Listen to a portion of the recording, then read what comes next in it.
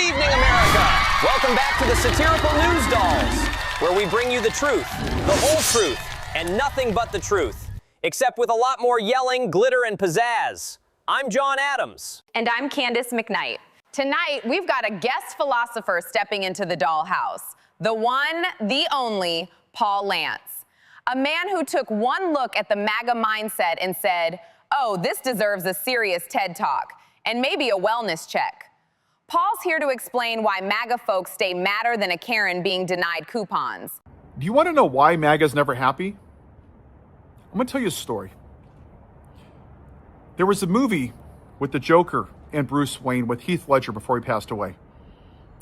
And Alfred and Bruce Wayne are in the Bat Lair, and he's asking him, what does the Joker want? Is it fame? Is it fortune? Is it women? Is it notoriety? Does he want to rule the world? What is it? And Alfred tells him a story about this caravan worth millions of dollars worth of gems going through a forest. And these kids come out, this gang of kids in the forest, and they murder everybody and they take them all. For 6 months, these jewels never show up in the black market. One day, Alfred's walking through the forest and comes across a village, and he sees them. They're the size of tangerines. They're in the garbage. And some of the kids are rolling them around like marbles. Dirt floors, bare feet, no shirts, ripped shorts, living in huts. So Bruce Wayne goes, I don't understand. These were worth millions of dollars. They could have built houses that had running water and electricity. And he said, Master Wayne, it was good sport. Some people aren't looking for something good. Some people just want to watch the world burn. MAGA has lived their entire lives living in squalor, living in poverty, living in trailers, low income, high crimes, low wages, low health care, low education. They've spent their entire life blaming somebody else for their piss poor quality of life, except for the person looking back in the mirror. Because it's easy to blame somebody else for your shitty life. It's the libs, it's the trans, it's tampons in bathrooms, it's M&Ms, it's Bud Light, it's Nancy Pelosi, but Biden. Their entire life is spent being the victim. There is a word called Schadenfreude. It's a German word. It means that people love the suffering of others. And for MAGA, their version of happiness is tearing people down. People with low self-esteems, like MAGA, have a higher version of Schadenfreude. So if you're happy and they're here and they don't know how to be happy, they want to pull you down. They would rather play the victim and own the libs. They would rather burn this country to the ground than have a black woman rule over it.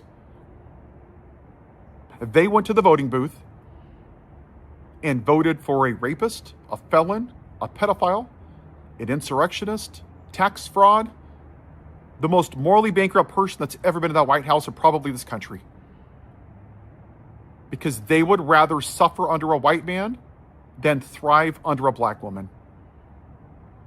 Once you look at it from that lens, it makes sense why they're never happy. Why they always have this desire to win. Some kind of this sick, twisted, toxic masculinity, right? We won. But the country lost. I don't care, but I won. That's all that matters. When they vote, they're not voting for themselves.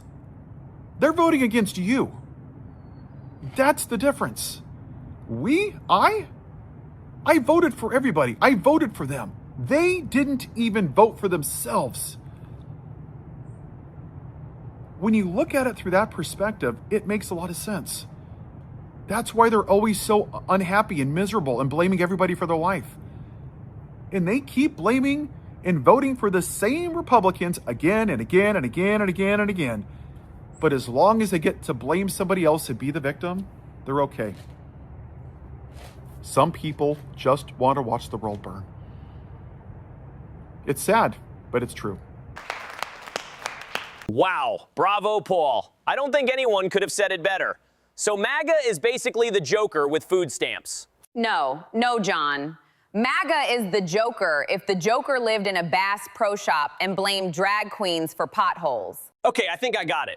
MAGA isn't a movement. It's a support group for people who think critical thinking is witchcraft. You're almost there, John. MAGA is when your aunt stops taking her meds and starts quoting Trump like scripture. So MAGA is America's version of a midlife crisis, but with AR-15s? Almost. MAGA is resentment, diet racism, and a gallon of Mountain Dew Baja Blast while shooting those AR-15s into the air. I think I got it this time, Candis, and it's gonna go a little deep. MAGA is insecurity mixed with nostalgia for a past that never actually happened to them, but they will one day wake up and see MAGA is not actually helping them at all in their daily lives, because it's full of corrupt people enriching themselves. You got it. Except they're probably not going to wake up and just latch on to anyone else fueling the most hate after Trump. Now we've got someone else to join us in the dollhouse who breaks down MAGA like a scientist studying an angry beehive. Dr. Russell Razzaque. He's here to explain why MAGA isn't just mad. They're marinated in resentment like a pork chop left overnight. Fear, status anxiety, cruelty. Baby, he's got the psychological receipts. So let's go ahead and roll that clip. Something that people have been asking ever since Trump has started his second term, actually, because of his behavior and the behavior of his supporters and his enablers, is what makes them so cruel? What makes MAGA so cruel? It's one thing to want to win politically, it's one thing to want to dominate, it's one thing maybe even to want to take over democracy and rule in an untrammeled way. But cruelty? How can that be something that is almost enjoyed by these people? There seems to be evidence of that happening. The first thing to notice is that, as I've talked about in previous videos, the kind of personality that is attracted to Trump, the kind of personality that does what Trump does, is an authoritarian personality. They tend to follow rules.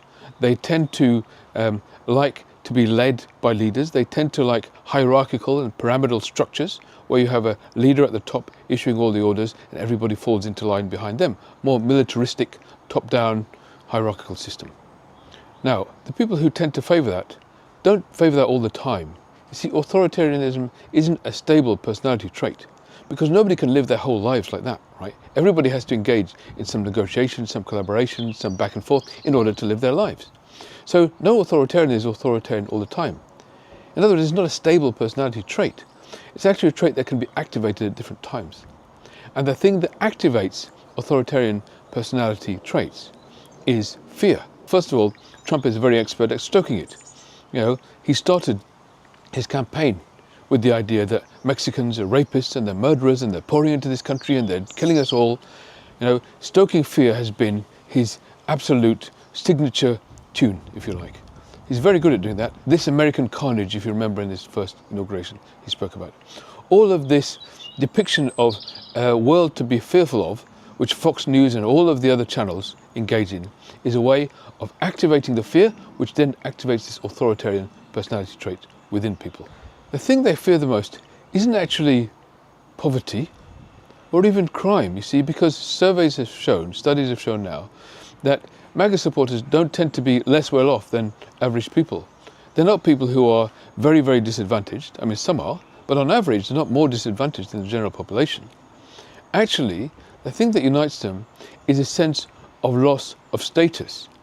This perceived status anxiety is a thing that drives their fear. You see, the core of MAGA, of course, is white males. Not that they're the only people, and that's been building, but the core of MAGA is white males. And these guys used to have a dominant status within the social hierarchy. And as they see women becoming more empowered, as they see immigrants becoming more empowered, as they see them taking positions of leadership and authority, they start feeling that their automatic right to that superior social status is being threatened. So it's a social status anxiety that they experience. And that applies to white people in general, of course. You know, when they see migrants coming up, I'm not saying that all white people feel that, but I'm saying that, you know, MAGA supporters tend to come from that base. And that's why, you know, what they're being driven by is a status anxiety, this fear that my status of automatic dominance is coming under threat. So it's a kind of cultural dethronement that they are afraid of. And what they're looking for from Trump is the promise to make America great again. And what does that mean? What it means is the promise of returning you to your former status of dominance. That's what they mean by making America great again. What they mean is by making us great again, our subgroup great again, the dominant subgroup again. And you see, in order to do that, That doesn't require any of them to have a better quality of life, doesn't require any of them to elevate themselves and their status and their economic power. It doesn't require any of that. What it requires is to push others down. If you push the other groups who you're afraid of overtaking you down, then that's just as good, because it's all about relative strength. It's not about you actually getting a better cost of living, having higher disposable income, having more economic power, having more wealth, having more social power. No, it's not about any of those things. It's about you having that power in relation to the others who you fear are usurping you. So therefore, their main preoccupation is pushing the others down. So whether it's migrants or women or any of the groups, gay people or any of the groups that they are afraid of being usurped by, they revel in the notion of seeing them pushed down. And they revel in that because it removes something from them when it happens. Because that social status anxiety is essentially manifest within them as a form of resentment. And they marinate in this resentment, this bile, this fury at being usurped in this way, at being overtaken in their social hierarchy and status. It's not something that they can hold on to. It's something that burns them. It's like a piece of coal sitting in their hands and within their chests that they cannot tolerate. And that is a sense of resentment that they, as I say, they marinate in. And that is why they don't necessarily cheer policy, they cheer cruelty. So many of Trump's executive actions, his executive orders, are actually about demonstrative cruelty, showing off his cruelty towards other groups who they are threatened by. And of course, also, the same applies to when Trump is threatened. See, when Trump is threatened, for whatever misdemeanor he's engaged in, they feel threatened because they feel merged with him in that sense. They feel victimized, and when Trump is perceived to be victimized, then he becomes more one of them. They feel like they have been hard done by. And so anything that makes them feel like Trump has been hard done by, even if it's a legitimate series of consequences and repercussions, like a valid legal process that's led to his prosecution and conviction, that doesn't matter for them. What matters is that it looks like he's being victimized, so they can feel even more connected to him. This is why his support actually increased after he's convicted, after he became a felon, because it made them feel more connected with him as somebody like them in the trenches being shot at by all these other groups. And you see, when they are connected in this way, when they are so deeply linked hand in hand in this cause to avenge the groups who they think have overtaken them, then they can do almost anything with that. And then they can bring other people into their fold. See, there are other people who also feel, even if they may be a minority, that their social status is being threatened, like men, for example. So there was a huge spike in votes in Latino men and in black men for Trump in the 2024 election, because they had a social status within their own communities, often, not in all cases, but often, which was one in which they were considered to be superior to women, and they at least consider themselves to be that way. And as women become more empowered, as a woman, God forbid, actually gets herself to a position where she might become president, well, that was unacceptable. So that social status anxiety can exist in minorities as well, and it can exist in women, particularly white women as well. The majority of white women voted for Trump the first time round.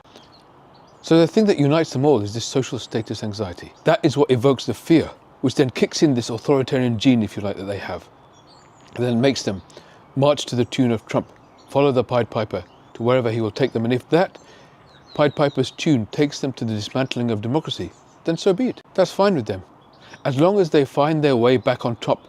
And if finding their way back on top means giving other people less say, means taking people's rights away, means ceasing the whole experiment of democracy altogether, then that's absolutely fine. And this is what's really important to realize about this. It's not just Trump trying to grab power here.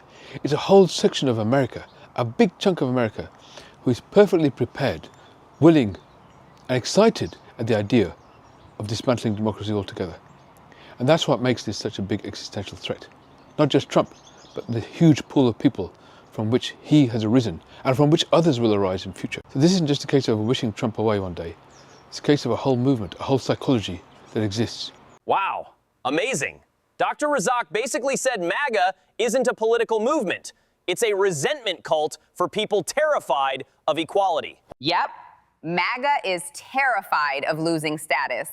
Honey, they see a woman get promoted and suddenly democracy and freedom become optional. And the cruelty? It's not a bug, it's the feature.